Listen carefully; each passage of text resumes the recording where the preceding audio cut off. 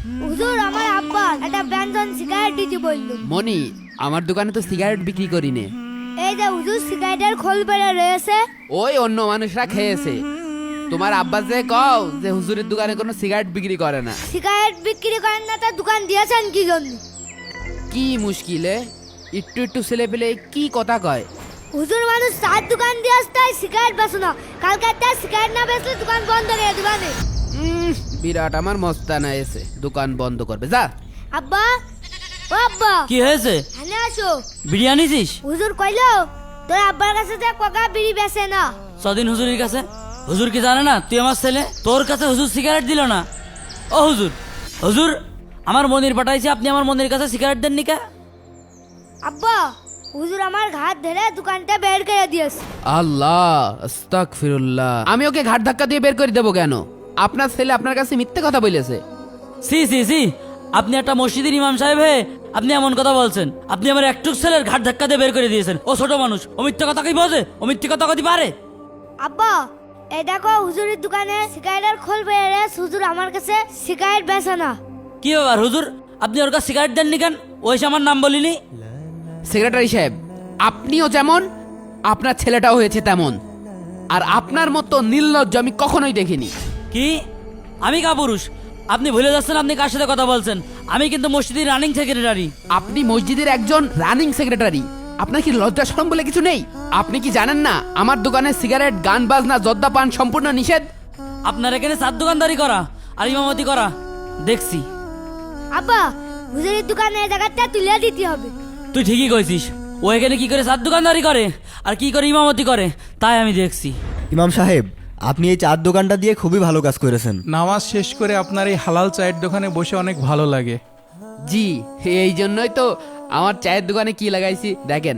ইমাম সাহেবের চায়ের দোকানে সিগারেট, গান বাজনা, জর্দা পান সম্পূর্ণ নিষেধ। আপনার এই পোস্টারের কারণেই তো এই দোকানে কোনো বিড়ি সিগারেট খোর আসতে পারে না। অন্যান্য দোকানে তো সে বাবারে বাবা বিড়ি সিগারেটের গন্ধে ঢুকাই যায় না।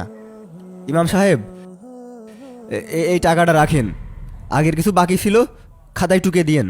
হুজুর আর চলেন। ওই কিছু মুসল্লি টুসল্লি পাঠাই দিয়ে। আচ্ছা হুজুর, সমস্যা নেই, সবাইকে জানাই দিব। চলেন। ও ইমাম সাহেব, ও ইমাম সাহেব দাঁড়ান। নামাজ শেষে মসজিদ কমিটিতে যারা আছে তাদের বসতে বলে দেবেন আর আপনিও বসবেন। ঠিক আছে। আব্বা, ওই দেখো হুজুর আসছে। হুজুর এনে বসতে দিও না, তাড়িয়ে দাও। ইমাম সাহেব আপনি এখানে বসেন না, মসজিদ কমিটির মিটিং চলছে, আপনার সাথে পরে কথা হবে। আপনি এখন যান। কি ব্যাপার সেক্রেটারি সাহেব, হঠাৎ মিটিং ডাকলেন? এই ইমাম সাহেবের পিছনে আমাদের আর নামাজ কালাম হবে না নে। তার ব্যবহার আচার যে খারাপ হওয়া হয়েছে কমনি। হ কাকা, আমি দোকানে গেছি ব্যঞ্জন সিগারেট কিনতে। ওর ঘাট ধাক্কা দিয়ে বের করেছে আর আমার সাথে আমার যা তাকে কাপুরুষ পর্যন্ত কয়েছে আমার। কি ইমাম সাহেব আপনার কাপুরুষ করেছে? ইমাম সাহেবের আমি ভালো মনে করে ইমামতির পাশাপাশি একটা দোকান করে দিলাম যাতে তার ভালো মতো চলে, আর সে আপনার সাথে এত বাজে ব্যবহার করলো? না, ইমাম সাহেব তো কারোর পুরুষ কওয়া লোক না। গত 2 বছর যাবত সে চার দোকান দেশে এরকম ব্যবহার তো কারোর সাথেই করিনি। সভাপতি সাহেব, ওই দোকানটা আপনি ইমাম সাহেবের কাছ থেকে নিয়ে আমার দেন, আমি চালের গোডাউন বানাবো আর ইমাম সাহেবরে বাদ দিয়ে দেন। দাঁড়ান দেখছি। এটা ভালো ইমাম সাহেব নিয়ে আসতে হবে। ও আমার জায়গায় থেকে আপনার ছেলের ঘাড় ধরে বের করে দেয় আর আপনার কাপুরুষ কয়। আমি দেখছি ওর বিষয়টা। এই চলেন ভাইরা, শোনেন, আমাদের মসজিদের ইমাম সাহেব সে ইমামতির পাশাপাশি একটা ব্যবসা করবে। আমার জায়গায় তাই তাকে একটা দোকান করতে দিয়েছি। ভালো কথা, সে কারোর কাছে সিগারেট বেচবে আর কারোর কাছে সিগারেট বেচবে না, এটা তো হতে পারে না। না না, এটা তো হতে পারে না, এটা সে করতে পারে না।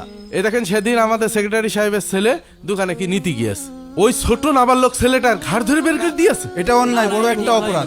আর এই সেক্রেটারিকে বলেছে অমানুষ। এটা কি ঠিক করেছে আপনারা বলেন? না না, একদম ঠিক করেনি। তাহলে ওই দোকান আমরা এখন উচ্ছেদ করব। চলেন সবাই। চলেন ঠিক সবাই। আছে, চলে। সভাপতি চাচা, এবার ভাঙতে হবে, দোকানে ফিগুড়িও করে কিচ্ছু থাকবে না দোকানে। এই ইমাম সাহেব, ইমাম সাহেব, এই বেরিয়ে আসেন।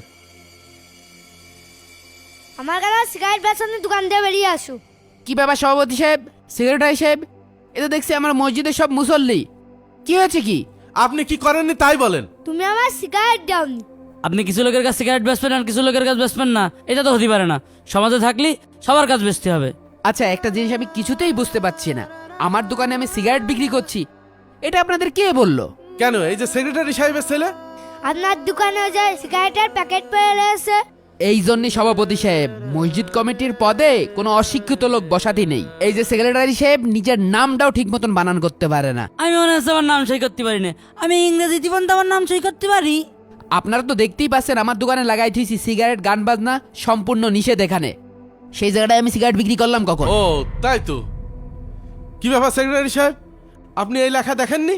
আর সভাপতি সাহেব, আপনারা এই যে গ্রামের মুসল্লিরা সব গুছোই নিয়ে আসেন আমার দোকানটা ভাঙবেন বলে, এই কাজটা কি আপনারা ঠিক করেছেন?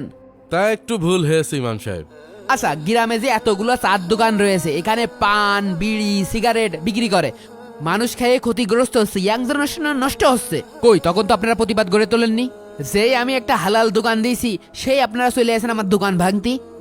আর সভাপতি চাচা, সে আমাদের মসজিদের সেক্রেটারি, তার কি উচিত হয়েছে এই মাসুম বাচ্চাদের হুজুরের দোকানে বিড়ি কিনতে পাঠানো? মসজিদ কমিটিতে এরকম নেশাখোর রাখাই তো উচিত হয়নি। ঠিক বলেছিস। আমি কি আমার জন্য সিগারেট কিনতে চাইলাম নাকি? আমার ওই জনের জন্যে। জন তোমার ব্যানসন সিগারেট খায়। ইমাম সাহেব মানে কি শুধু নামাজ পড়ানো? না, ইমাম সাহেব মানে হচ্ছে নেতা, আর নেতার কাজই হচ্ছে সমাজ গঠন করা। এই জন্যই তো আমি একটা হালাল চায়ের দোকান দিয়েছি, যাতে আমাদের সমাজে চায়ের দোকানে যাতে গিবত না হয়। চায়ের দোকান একটা ভালো জায়গা যদি আমরা ভালো কাজে ব্যবহার করতে পারি। এই জন্য আমার দোকানে গিবত করা, বিড়ি সিগারেট খাওয়া সম্পূর্ণ নিষেধ।